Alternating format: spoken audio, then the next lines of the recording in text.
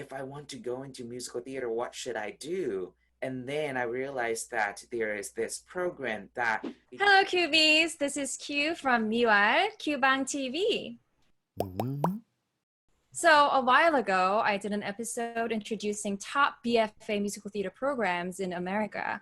And I received so many requests to cover MFA musical theater programs. I really wanted to make the video sooner, but it was a bit challenging because there are not many MFA programs in musical theater out there. So I decided to interview my friend who went to San Diego State University, which is one of the best schools for an MFA in musical theater. He's an actor, he's an educator, and an advocate for international actors like me. So please welcome Leo Yu-Ning Chang.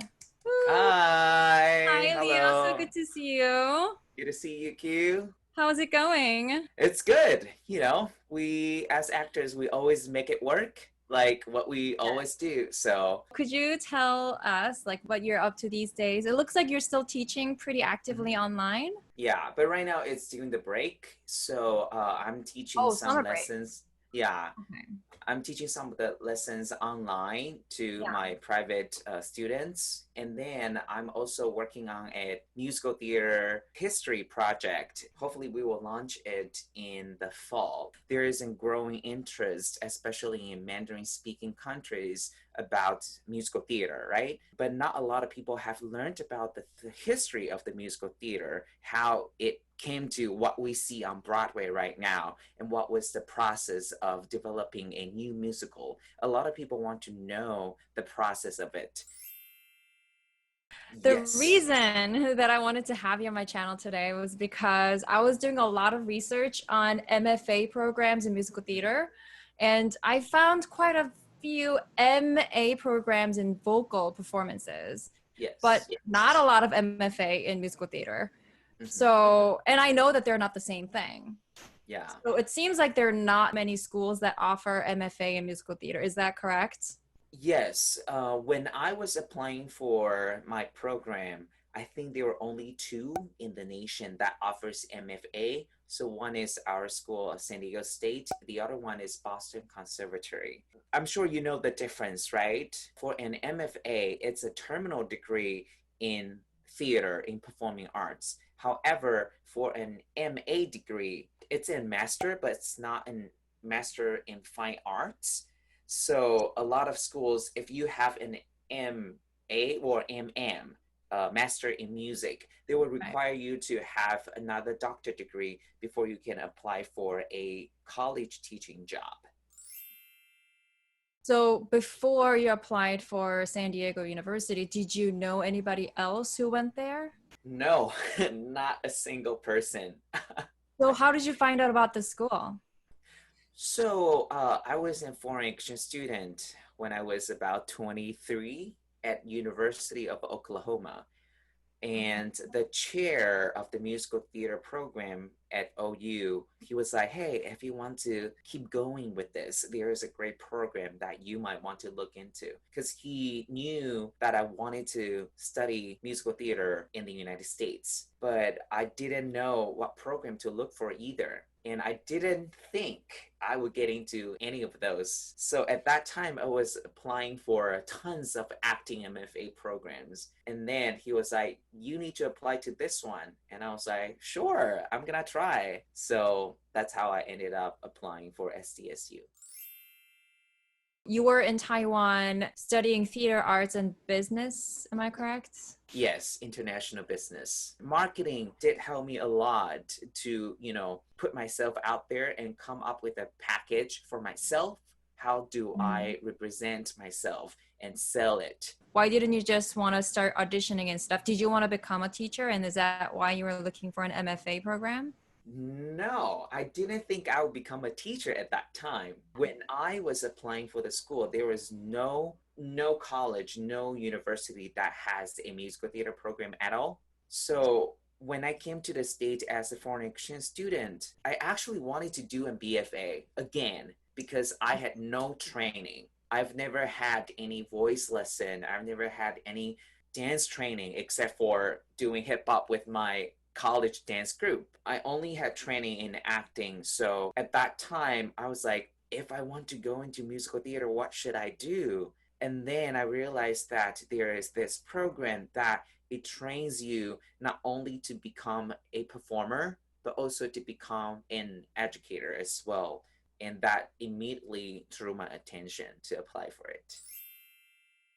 And was there a big reason that you chose San Diego over Boston Conservatory? Well, the weather is the first thing. The difference between other schools and San Diego State is that you have to submit a video. And then if they select you, if they invite you to an on-campus interview, then you have to come to the school. And then it was kind of like a full day of experiencing what your graduate life would be. Because it's not only like you come in and you sing your 2 songs. It was a full day event. We arrived, and then the current graduate students at that time introduced us to the archive, to the environment, and talked to us about the curriculum, answer every questions that we had. Then we had a musical history lesson together to test out, if this is something that we really want to learn. Because it's not only them picking us. When you are choosing school, you're also choosing a right fit. I found it really useful to get a sense of what this school is about. And then, of course, interview, audition to sing and do monologues. And it was like a master class. They gave me directions and we worked on the song together for like half an hour. How did you prepare for the audition? Because you didn't, have musical theater background. Yes, it was hard. However, when I was a foreign exchange student in Oklahoma, I took one musical theater class. It was audition. So that teacher actually helped me a lot to prepare for my audition for San Diego State. We were talking online what song I should sing, how do I cut my songs. In fact, I went back to Oklahoma to visit friends, and then that professor had a coaching section with me for free, which I'm extremely grateful for. He was like, come in, I'll do it for you. Can you tell me a little bit about the curriculum, what you liked about the curriculum? What I liked about it is, it's only a 2-year program. However, that doesn't mean that we have less credits. We had to take 60 credits on top of our thesis. You have to have a written thesis at the end of the program to graduate. So it was really cramped and really, really intense. However, I felt that environment was really supportive. I never felt like someone was competing with me. We were all competing with ourselves, and we were helping each other to grow. And speaking of curriculum, I loved that we get to explore directing, performing, teaching at the same time. We had musical theater history, we had script and score analysis, dance, studio class. Studio class is kind of like a combined performance class. And we also have 2 directing classes that we actually get to direct undergrads. So undergrads come into this class as a performer, and we come in as directors so that we can work on projects, and then our professor would be coaching us throughout this process. And on top of that, I also got to teach a college course when I was in the program. That was something that I think that prepared me well before I entered the real profession, was that I got a college teaching experience and credit. And that really humbled myself and really allowed me to see how can I pass down the torch that I was given to the younger generation. My next question was going to be about, do you get to work with other majors somewhat close to musical theater, other majors maybe in like directing, producing, or composition or things like that? Do they have these majors that you can work with and collaborate? Yes, SDSU has MFA in lighting design, stage design, costume design, and they also have a BA theater arts program. So it's very diverse in terms of, the majors and the emphasis. Oh, and then we did get to direct undergrads for a show. It's called Edges. We directed different songs and groups, and then we collaborated with a stage manager, with a stage designer and a lighting designer, so that we get to have those experiences. How do we communicate? How do we direct the students? And we even had a casting session. We cast the actors. So that was really useful. So it says on the website that they only audition every other year. Yes. That kind of made me go, oh, that's a little scary. That means it must be really competitive, and they probably have a very small group of people. Yeah.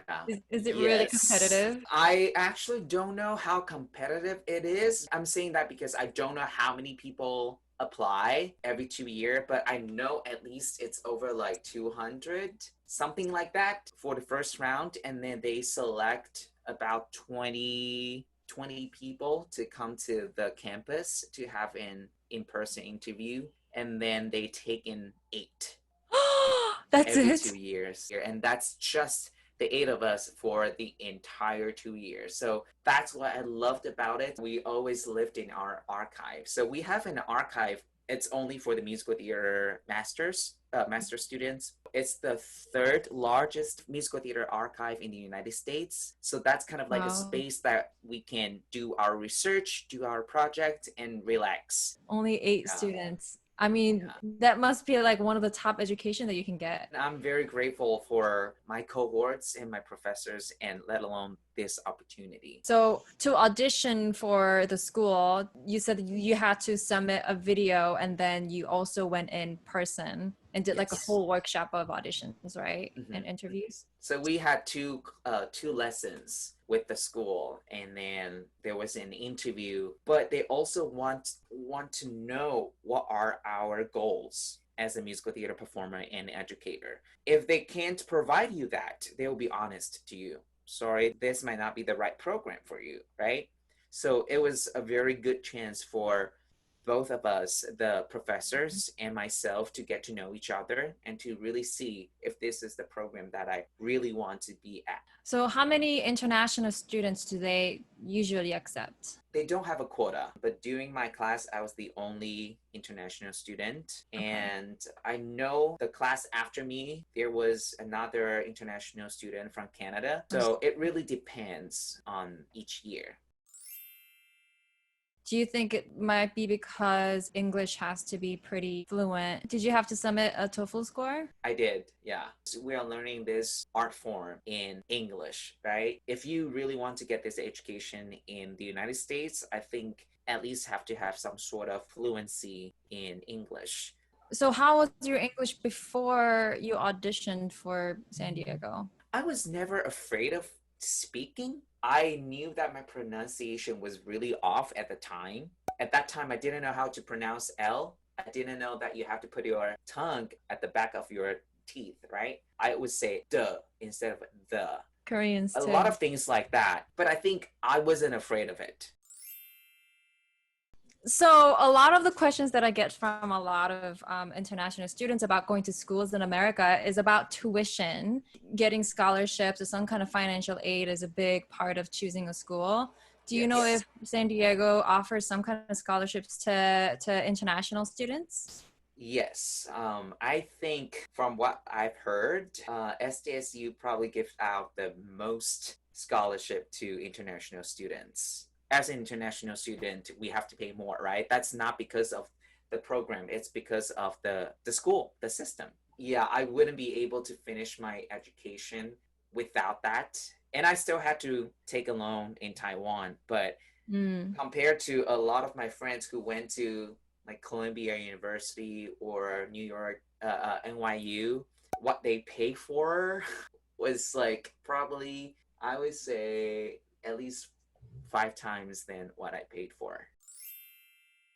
I don't know if that helped, but yes, I hope, of course. that hit the points that you It's so fascinating to hear your journey from Taiwan. It's very impressive that you started when you were 23 and then you went to the military and all. And then you went to one of the top schools in America. Very That his lucky, I have audition. to say.